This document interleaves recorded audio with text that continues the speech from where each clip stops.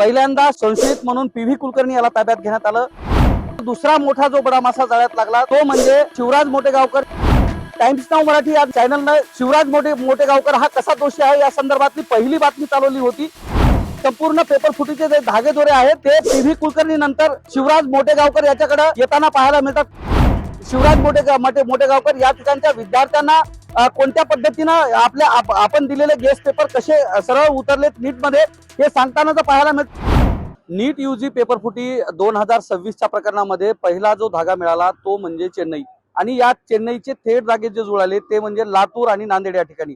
पहिल्यांदा संशयित म्हणून पीव्ही कुलकर्णी याला ताब्यात घेण्यात आलं आणि संबंधित ज्यानं पेपर सेट केला त्यानंच तो पेपर फोडल्याचं या ठिकाणी बोललं होतं। पीव्ही कुलकर्णी हा लातूरचा रहिवासी। त्यानंतर दुसरा मोठा जो बडा मासा जाळ्यात लागला तो म्हणजे मोटेगावकर, कारण शिवराज मोटेगावकर यांना संशयित म्हणून सीबीआयनं आज 4 दिवसापूर्वी त्याची चौकशी केलेली। जवळपास 8 ते 9 तास शिवराज मोटेगावकर याची चौकशी करण्यात येत होती। सीबीआय कडून जे इलेक्ट्रॉनिक गॅजेट आहेत ते गॅजेट सुद्धा ताब्यात घेण्यात आले होते आणि आजच्या तारखेमध्ये सीबीआयनं असे निर्देश दिले होते की पुणे येथील सीबीआयच्या कार्यालयामध्ये त्यांना हजर राहण्याचे आदेश देण्यात आले होते। मात्र त्या दरम्यान बरेचसे सोशल मीडियावर इन्फ्लुएन्सरच्या माध्यमातून शिवराज मोटेगावकर हा निर्दोष असल्याचं बोललं जात होतं। या अगोदर टाइम्स नाव मराठी या चॅनलने शिवराज मोटेगावकर हा कसा दोषी आहे या संदर्भातली पहिली बातमी चालवली होती।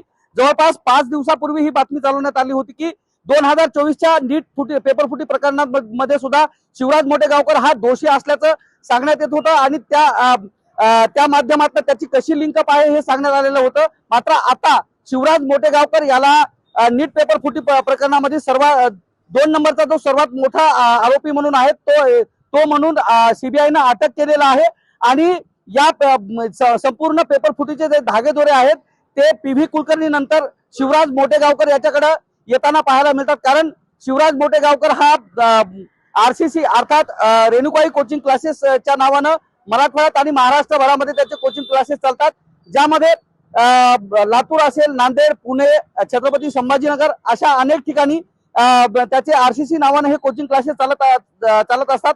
आता थोड्या वेळापूर्वी जो एक व्हिडिओ लीक झालेला आहे त्या व्हिडिओमध्ये शिवराज मोटेगावकर या ठिकाणच्या विद्यार्थ्यांना कोणत्या पद्धतीनं आपण दिलेले गेस्ट पेपर कसे सरळ उतरलेत नीट मध्ये हे सांगताना पाहायला मिळते। मात्र आज सीबीआयने जी मोठी कारवाई केली आहे त्यामध्ये इलेक्ट्रॉनिक गॅजेटसह इतर जी काही साहित्य जप्त केलं त्यामध्ये शिवराज मोटेगावकर याचा मोबाईल जप्त करण्यात आला। त्या मोबाईल मध्ये जी 2026ची जी प्रश्नपत्रिका आणि उत्तरपत्रिका निदर्शनास आली ज्यामध्ये 3 मे रोजी हा नीटचा पेपर झालेला होता। मात्र 10 दिवस अगोदर म्हणजेच 23 मेला शिवराज मोटेगावकर याच्याकडे नीटचा प्रश्नपत्रिका आणि उत्तरपत्रिका आलेली होती आणि हे सर्व सीबीआयला निदर्शनास आल्यानंतर सीबीआयने त्याला ताब्यात घेतलेलं आहे आणि आता संध्याकाळी दिल्ली येथील सीबीआयच्या कार्यालयामध्ये त्याची चौकशी होणार आहे।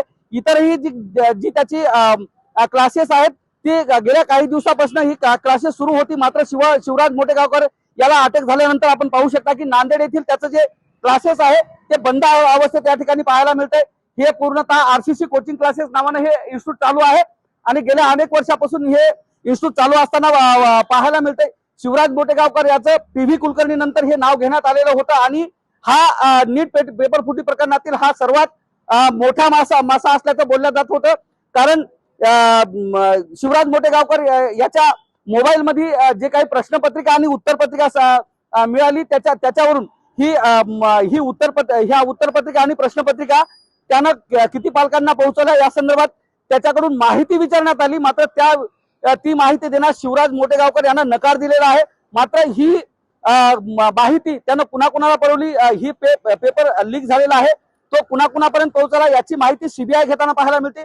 कालच्या तारखेमध्ये नांदेड शहरातील विद्युतनगर परिसरामध्ये कदम कुटुंबियांची तपासणी ही सीबीआय कडून जवळपास 6 ते 7 तास करण्यात आली होती, ज्यामध्ये ज्या विद्यार्थीला 120 गुण मिळत होते त्या विद्यार्थीला 6 महिने पुण्यामध्ये क्लासेस केल्यानंतर 560च्या आसपास गुण मिळाल्याचं त्या ठिकाणी निदर्शनास आलेलं होतं आणि ज्यामध्ये 5 लाखामध्ये संबंधित तरुणीच्या कुटुंबियांनी तो पेपर खरेदी केल्याचा त्या ठिकाणी सीबीआय कडून आरोप करण्यात आला होता आणि त्यानंतर त्या कुटुंबाची चौकशी करण्यात आली होती आणि त्या ठिकाणाहून सुद्धा सीबीआयनं अनेक इलेक्ट्रॉनिक जे गॅजेट आहे ते ताब्यात घेण्यात आले होते। जे शिवराज मोटेगावकर जे नाव आहे ते मराठवाड्यामध्ये मोठं नाव समजलं जातं आणि कोचिंग क्लासेसच्या माध्यमातून हे नाव सगळीकडे पसरलेलं पाहायला मिळते। मात्र शिवराज मोठेगावकर हा या प्रकरणातील मोठा धागा असल्याचं बोललं जातं। सीबीआय कडून एक जी कडी आहे ते जोडण्याचा प्रयत्न होत होता। गेल्या 5 दिवसापासून सीबीआय कडून लातूर असेल, नांदेड असतील, पुणे असेल, छत्रपती संभाजीनगर आहेत, या ठिकाणी एक कडी जोडत आता सीबीआय जी आहे ते आता दुसरा जो सर्वात मोठा आरोपी आहे त्याला ताब्यात घेताना पाहायला मिळते। अगोदर प्राध्यापक पीव्ही कुलकर्णी, त्यानंतर मनीषा वाघमारे, त्यानंतर शिवराज मोठेगावकर अशा अनेकांना सीबीआयने जी आहे अटक केलेली झाल्याचं पाहायला मिळते। आणि त्यानंतर ही जी काही कोचिंग क्लासेस आहेत त्या कोचिंग क्लासेसला आता कुलूप ठोकल्याचं पाहायला मिळते। सीबीआय कडून हे एकमेक धागे जे आहेत ते जोडल्या जात आहेत आणि सीबीआय आपला जो पंजा आहे ते आरोपीवर कसताना पाहायला मिळते। कॅमेरामन सुधाकर सह मी धनंजय सोळंके, टाइम्स नाव मराठी, नांदेड।